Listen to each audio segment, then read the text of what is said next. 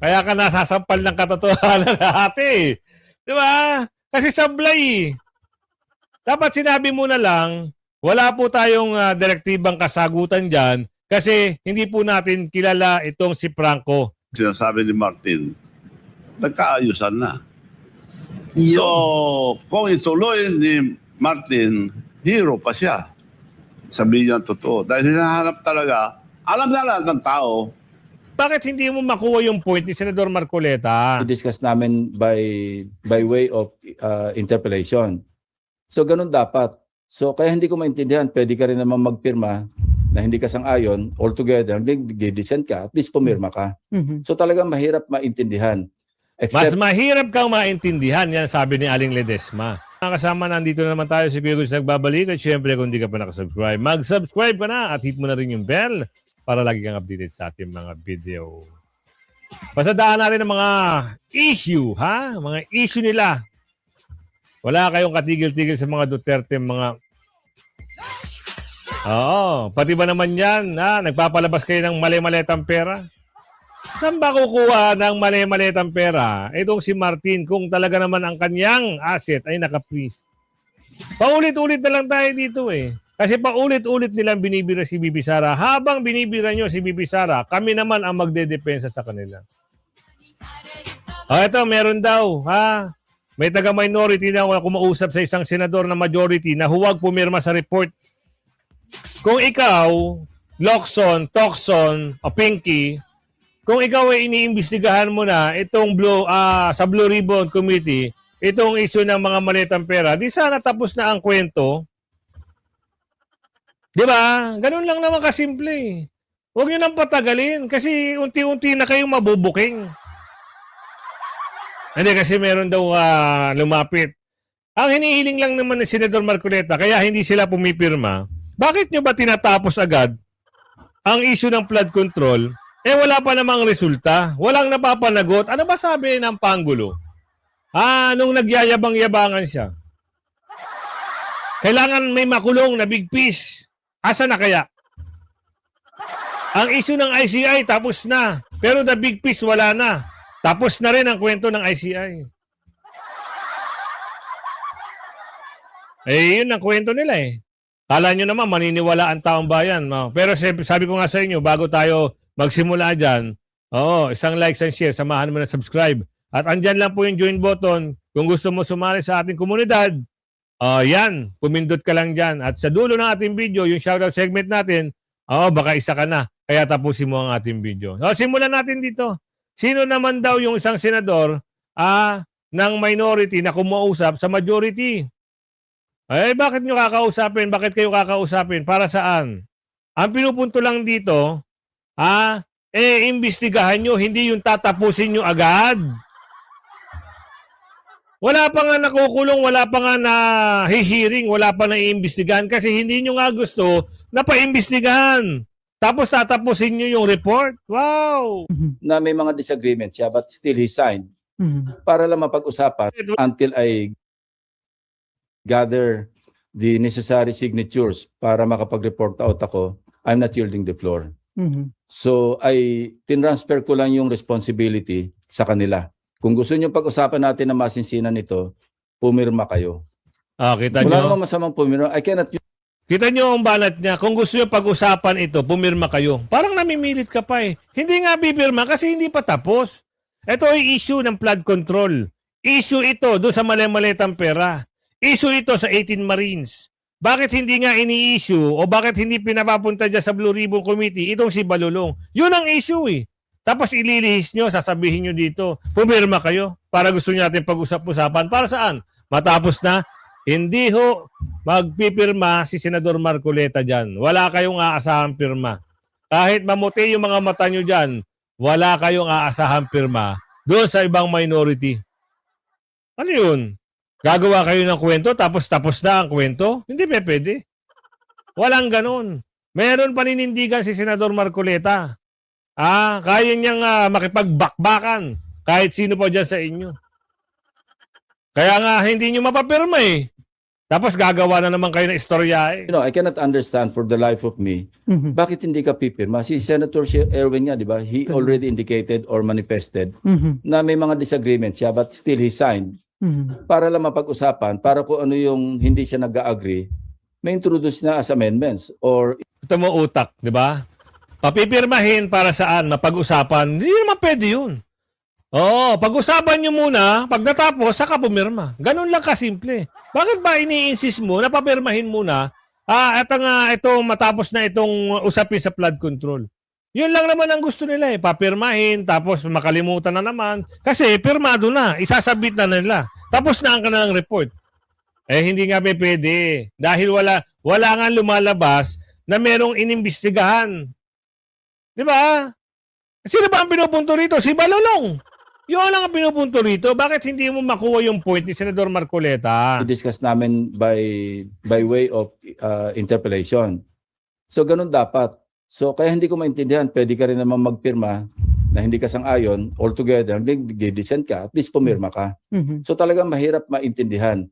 Mas Except mahirap kang maintindihan, yan sabi ni Aling Ledesma. Hindi mo ba makukuha, hindi mo nakuha yung point? Kaya nga hindi na pirma kasi walang investigasyon na nangyari. 'Di ba?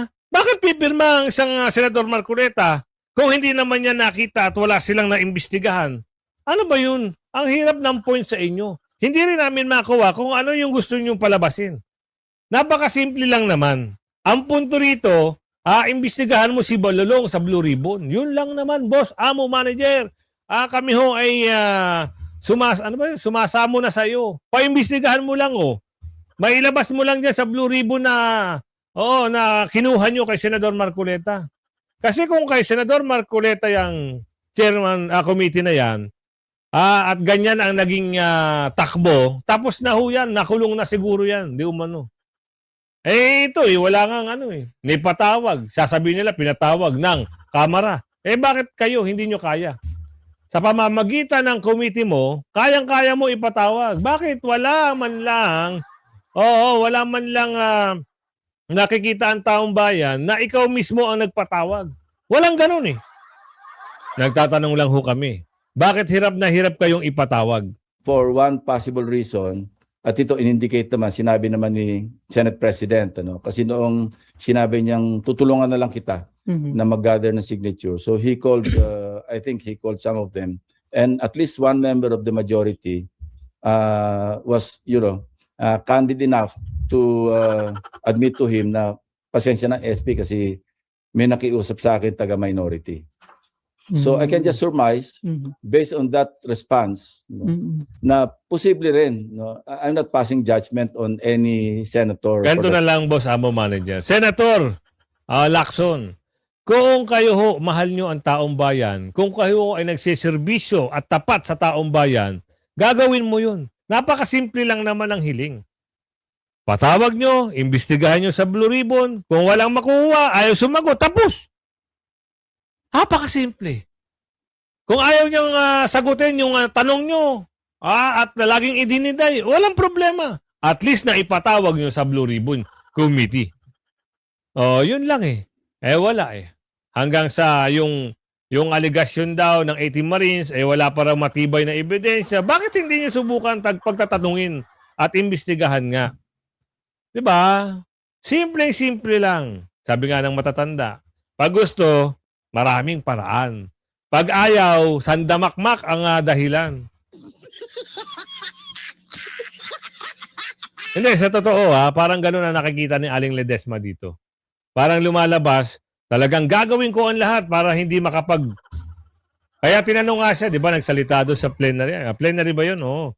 Parang sabi, ano ba, nagtatago-taguan na ba tayo dito? Mabigat na akusasyon yun, pero dapat, kung hindi mo, ayaw mo tanggapin yung akusasyon na yun, o aligasyon na yun, ilabas mo, itapat mo sa taong bayan, itong si Balulong. Pasagutin mo, kung hindi sumagot, okay lang. Basta napatawag mo. Tapos ang issue. Hindi ka na maki-question. Diba? Yun lang naman eh. Kaya ka kina-question ng mga taong bayan at yung mga ibang senador, hindi mo magawa. Di kung ginawa mo sana, di tapos. Kaya sabi ni Manong Chavit, Mareresolba lang ang problemang ito, Lacson, kung magsasabi ka ng totoo. Masosolve ka agad to kung magsabi ng totoo si Senator Ping Lacson. Yan na. Yun. Kilala ko yan. Alam niya. Bakit hindi niya? Kung sabihin lang niya, tapos na. Kung ipagpipilit niyang pagtatakpan ang katotohanan, masisira po kayo. Kaya sana magsabi ng katotohanan, tapos na. Pero Tama po ba? umasa pa rin ako na kung magsabi siya ng totoo, dahil parang wala lang naniniwala kay Senator Lacson ngayon dahil sa pagtatakip sa mga testigo. Pero kung sabihin niya totoo, na pagkakilala ko sa kanya, lalabas sa lahat ng katotohanan. Oo. Ako din, At sir. Believe ako dyan babalik ang Noon. popularity niya kung sabihin niya ng tama. Yun ang akala ko nung naging chairman siya ng Blue Ribbon. Blue Ribbon Committee. Oo. So I'm still hoping na ituloy niya yon, sabihin ng totoo, tapos ng boxing. At Pero, hindi po pwedeng patagalin ng ganitong gobyerno dahil sirang-sira na po tayo. Ang utang natin, 19 trillion. no, 2 trillion yearly debt payment. Saan po- Nababaon na tayo sa utang. At Oo. tuloy-tuloy pa rin ang nakawan. Ang pagkakaalam lang natin, actually, yung pagkakaalam lang natin, 18-something trillion. Ngayon, lumobo na pala ng 19 trillion. Baka pagkatapos nito ni Bangag, ng kanyang termino, ay umabot na ho ng 21 o 20. Yung utang ng Pilipinas. Saan kayo kukuha ng pambabayad? Bagsak na ho ang peso kontra dolyar. Talagang gusto na ilugmok ang Pilipinas, ano? Tapos nagyayabang-yabang kayo sa ayuda nyo, 5,000. Tapos 10 kilong bigas. Kinuntsaba nyo yung mga cities. Aray mo. Okay, kasi namimigay sila ngayon ng mga bigas. 10 kilo ata o 10 kilo ba o 5 kilo?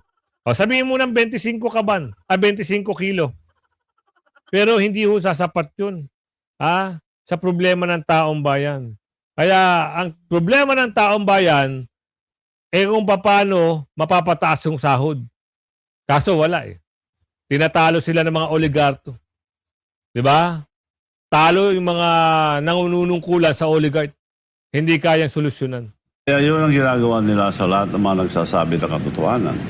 Sinisiraan, libel. kinakasuhan. No, libel. Oo. Yung cyber libel ni... Sino ba bang natitira dyan? Yung Jay Sosa? Oh, sino ba? Si Eric? Eric ba yun?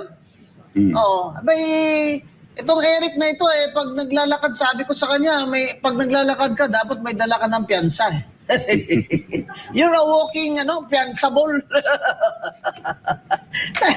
Sabi niya, talagang hindi na daw ihinto sila ng kakahabla nitong Eric na ito. Kaya, mastermind, sinasabi ni Martin Romualdez, executive, sabi ni Governor Singson. Si Martin ang nagsabi. Sabi ni Martin, ayan, Martin, ba't naman kasi ayaw mo pa sabihin ng pangalan ng pinsan mo? Tama. Bakit kaya, Gob, hindi niya talaga sinasabing si BBM? Parang may usapan na kung hindi tutuloy ang ombudsman ang kaso ni Martin at hindi tutuloy yung sinasabi ni Martin, nagkaayusan na. So, kung ituloy ni Martin, hero pa siya. Sabihin niya totoo. Dahil hinahanap talaga, alam na lahat ng tao. Pero, Kung ako dito kay Martin, sasabihin ko na kung sino talaga yung mga mastermind para malinis ang kanyang pangalan. Ganito lang palalabasin niya. Ito nag-uutos sa akin Siyempre, siya yung panggulo. Inuutusan ako. Nakaawin ko yung kaban ng bayan di umano. Ubusin ko. Tapos ngayon, pagdating ng dulo, ngayon ako ituturo. Ituro mo ngayon. Siya ang ituro mo ngayon. Diba? Dahil hindi na rin magiging presidente yan sa susunod Ilaglag mo na talaga ang pinsan mo. At subukan mo munang makipag-ayos. Yung ngayon, kung problema dito, kung hindi ka pansin ni BP Sara, dahil nasira na yung pangalan ng Duterte, yun lang ang malaking problema mo. Kahit maglaglagan kayo at kumampi ka kay BP Sara, ang tanong doon, Balulong, kung pagbibigyan ka ni BP Sara. Diba? nakahanap tayo ng sinungaling na mastermind. So, Kasi, ito, sige. ang total na sitwasyon ng Pilipinas. Alam lahat ng bilyones ang nakawan. Kailangan mapahinto na, hindi lang flood control, pero ayaw kong umalis sa flood control dahil dinadivert nila. Oo. Ghost project. Ghost flood Ghost control. project. Maraming ghost project. Naka-record lahat sa akin. So, ang pwede lang mangyari, dapat makialam ang military and police. Sabihin lang nila ayaw nilang graft and corruption. Ayaw sabihin. Huwag niyong sabihin na mag-withdraw kayo. Sabihin nyo lang, ayaw sabihin. Bakit? At masosolve ka agad to kung magsabi ng totoo si Senator Ping Lacson. Yan. Kilala ko yan. Alam niya. Bakit hindi niya? Kung sabihin lang niya, tapos na. Ano po ang dapat niyang sabihin? Sabihin lang katotohanan. Tama. Dahil siya, mahusay na pulis yan. Kilala ko. At bilib ako nung araw, talagang hindi na, natitinag. Ngayon, kung ipagpipilit niyang pagtatakpan ang katotohanan, masisira po kayo. Kaya, sana magsabi ng katotohanan, tapos na. Kasi, Kaso, pag nagsabi siya, baka mamaya ilaglag din siya nung yung ilalaglag niya. Kasi baka merong nangyayaring hindi maganda, ilalaglag din siya. Hindi pwede yung ganon. Kailangan, kailangan may kakampi ka na tunay dahil pag nilaglag mo sila at nilaglag ka din, sila ang mataas, yari ka ngayon. So ito, pag-uusap ito. Ano ba yung sanction ng hindi pagsunod dito sa impeachment? Sanction sa di pagsunod sa gusto ng liderato ng Kamara. Ibinunyag ng isang kongresista. Alam nyo ba kung ano yung sanction? Hindi ka bibigyan ng ayuda. Yung mga pondo. Maraming sanction. At yung sinabi ni Ate Aming na yung FLR ba yun? Tsaka yung OBM. Kung hindi susunod, kakasuhan ng ombudsman. Sabi ni Ate Aming yan At yung pondo, yung FLR ba yun? Kung di ako nagkakamali, kung nagkamali man ako, i-correct nyo na lang ako. Yun yung mga nagiging hindi maganda. At siguro natatakot itong mga taga-kamara, lagot. Pero ito binunyag. House Deputy Speaker at Antipolo 1st District Representative Ronnie Puno na nakagawian na ang tila pagpapataw ng sanksyon o parusa sa mga miyembrong hindi sumusuporta sa mga isinusulong na inisyatibo ng liderato ng House of Representatives. Isa rito ay sa pamamagitan umano ng inilalaang pondo sa mga proyekto ng mga congressional district. Yan na. Chairperson ng National Unity Party o NUP ang kongresista. Isa sa mga pinakamalalaking political party sa Kamara. Alam mo, hindi bago ito kasi ever since, even in my first term in Congress in 2004, pagka hindi ka bumoto the way the leadership wants, kuminsan madidelay yung iyong mga release in your projects. So projects, yung maliit na construction na gagawin mo sa distrito mo, nadidelay yon, no? And sometimes, in fact, most of the time, I suppose, intentionally, no? So, parang kumbaga, nasana na yung lahat sa ganyan. Na pagka if you don't vote the way the leadership wants, ganyan ang mangyayari. Ginawa nito ang Alam nyo, ang pangit dito sa mga congressman. Sila kasi ang humahawak Sila yung may mga pwedeng magbigay ng proyekto kung saan man at kanino kontraktor. Hindi na gaya sa ibang bansa, mismong national ang nagpapatakbo ng mga proyekto. Hindi na gaya dito sa Pilipinas, pwedeng manakaw Yun ang nagiging problema Pwedeng nakawin, pwedeng durobohin, pwedeng gawa ng kwento, at pwedeng i-ghost project. Ang hilingan ng nakakarami, sana lang, tapusin na yung mga, pag nanakaw na yan sa Kamara, i-abolish na lang sana, sabi ni Aling Ledesma, para wala na sigurong pag-away-awayan at wala nang madiin. Kasi kung habang nandyan at nagkakampi-kampihan na yan dahil sa mga proyekto at sa mga pondo, hindi titigil ang kanilang magpagkakampi-kampihan at para sumira ng isang tao na malakas, lalo na sa 2028. Kung ayan na Kamara ay abolish, kasi ang mangyayari ngayon mambabatas daw sila sa mababang kupulungan. Pero ang pinag-uusapan nila ay puro pondo. Sipin nyo ha, mambabatas sila sa mababang kapulungan, magbabalangkas ng batas, magpapasa ng bill, pero ang nasa utak, puro project. E di wala, ibig sabihin, hindi naman pala pagpapasa ng batas ang nasa isip. Walang ganun. Sabi ni Aling Ledesma. Napansin nyo? Oo, meron pa ba silang mga naipasa na? Dito ngayon, nakakapagtaka dahil 2022, 23, 24, 25, 26, 4 na taon na ho. Pero puro politika pa rin ang nasa utak. Paano? Iniiwasan nila na hindi makapasok si BP Sara kasi tapos ang pagnanakaw. Hindi ho yan. Hindi ho yan palalampasin ni BP Sara. Kagaya yan ng tatay niya. Hindi pwedeng mandurobo. Walang durobo sa panunungkulan ko. Diba? Ganun ang mga Duterte. At doon sa mga nagsasabi na magnanakaw ang Davao, kaganda lang Davao. Napakalinis. Napaka-stricto. Yan ang Davao. Kaya kung ano ang mga paninira nyo sa mga Duterte at pangit ang Davao, back to you kayo. Kayo ang pangit. Yung mga taga Davao, mag-comment kayo. Sabihin nyo sa akin na hindi totoo.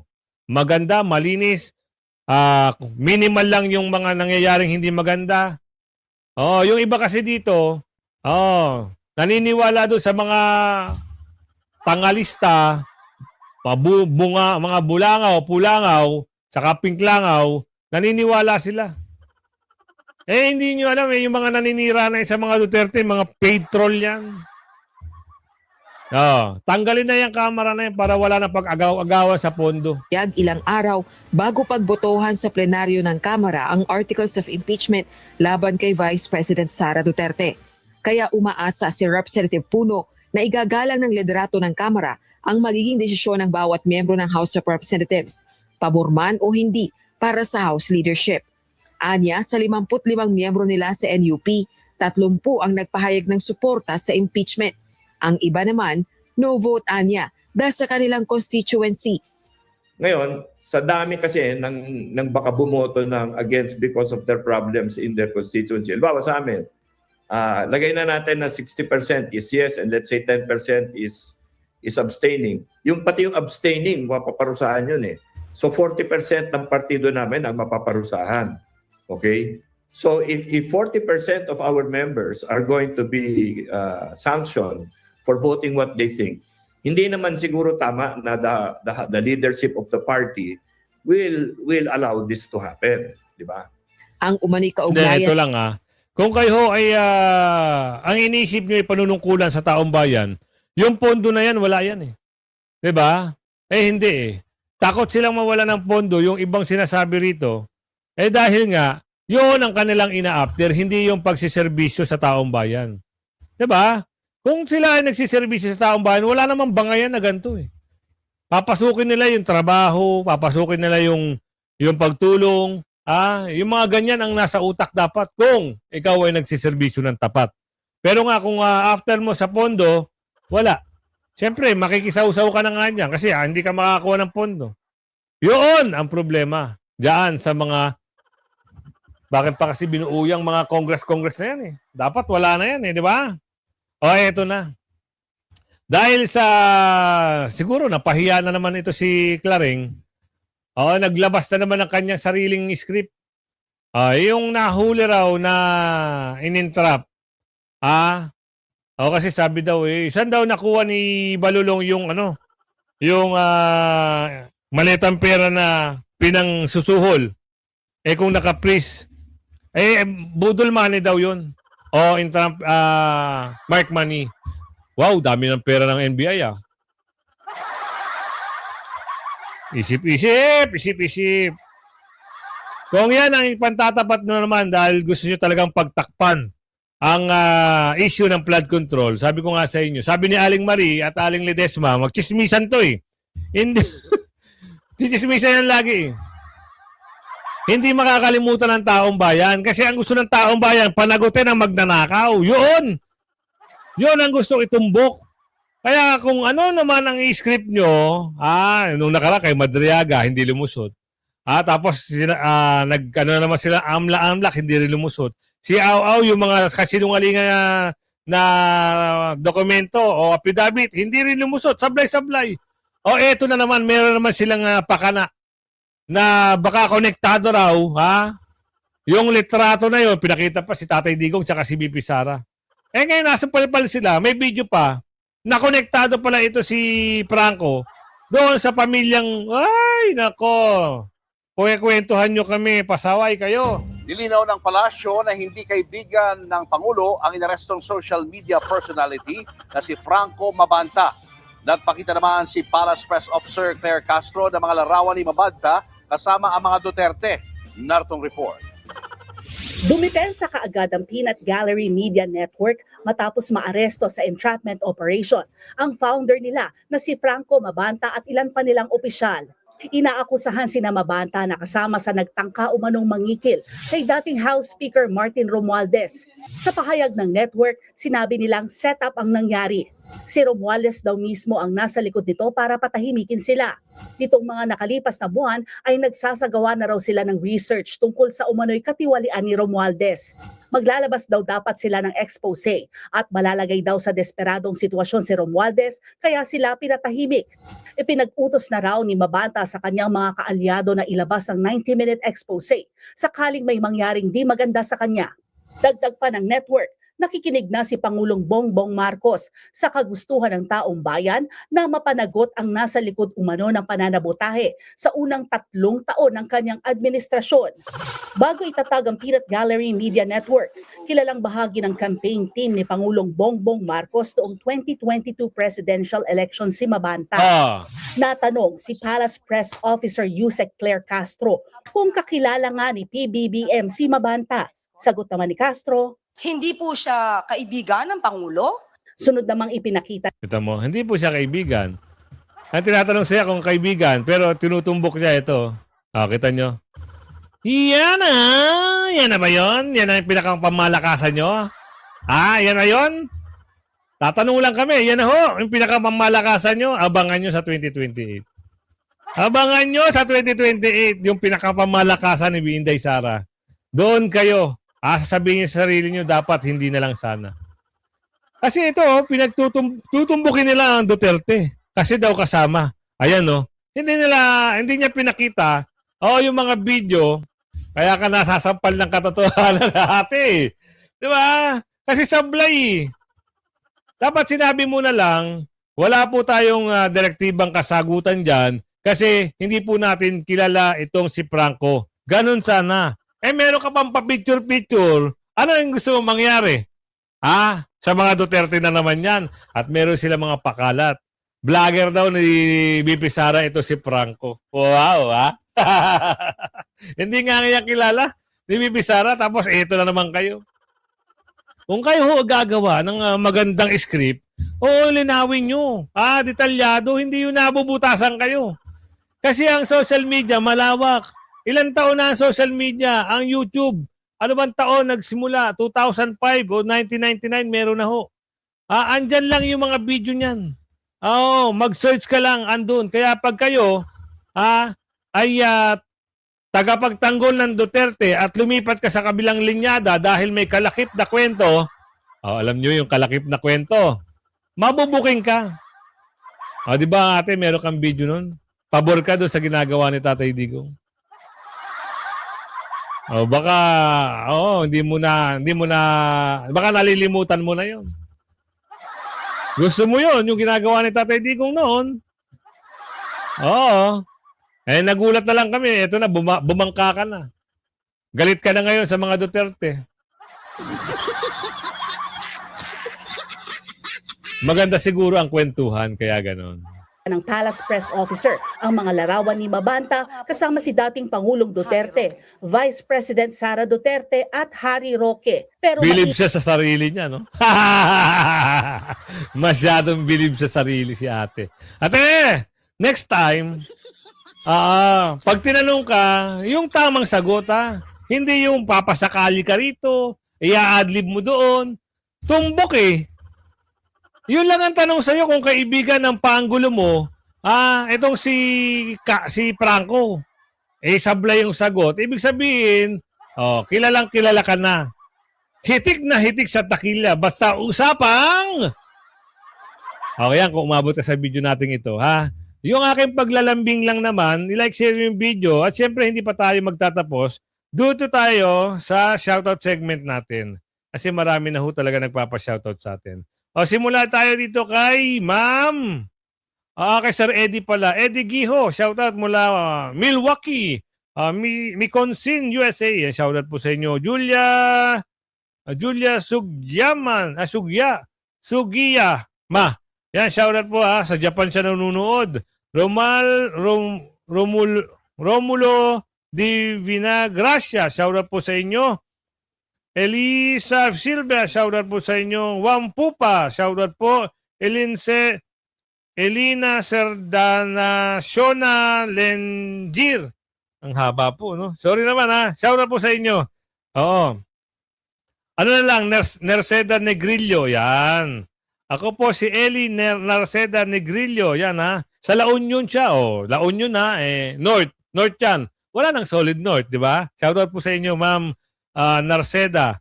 Michael Ustaquio. Shoutout po sa inyo, Oo. Michelle. Ayun. Cynthia. Mula sa Vancouver naman.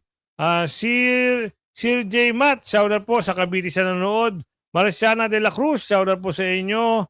Lindas Ganya, shoutout po sa inyo. Norby Panta, shoutout po sa inyo. Hilda Flores, shoutout po sa inyo. Chris, USA, shoutout po sa inyo. Soben Dagutan, shoutout po sa inyo. Normita Santos, shoutout po sa inyo. Nelson Gastusang, shoutout po sa inyo. Raul Garduno, shoutout po sa inyo. Luis Silve, shoutout po sa inyo. Mr. Nice Guy, shoutout po sa inyo. Lee, shoutout po sa inyo. Leonardo Akot, shoutout po.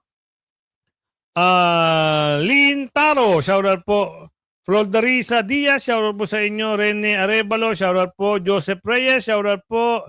Tarcelo Mondido, shoutout po. Ruel Lotero, shoutout po sa inyo. Lorenzo, shoutout po sa inyo. Edwin Balyon Chuba, shoutout po sa inyo. CD, shoutout po sa inyo. Noela Pable, shoutout po sa inyo. Julia Guillama, shoutout po sa inyo. At Sir J. Matt, shoutout po sa inyo. Yan, kung umabot ka sa video natin ito, Oo. Jet Aguilar, ayun, may pahabol pa. Colleen Amber, shoutout po sa inyo. Danny Lacanyale, shoutout po sa inyo. Ricky Goles, shoutout po. Ruel Torre, yan. Hanggang sa muli ho. Bye-bye. Like and share.